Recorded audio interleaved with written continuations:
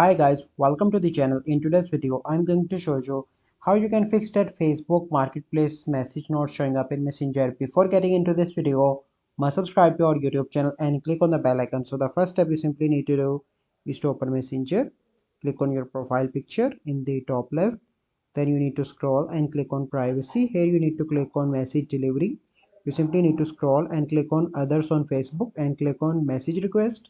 Okay, then you need to go back and open Facebook, and here you need to go into the marketplace. So here let me send.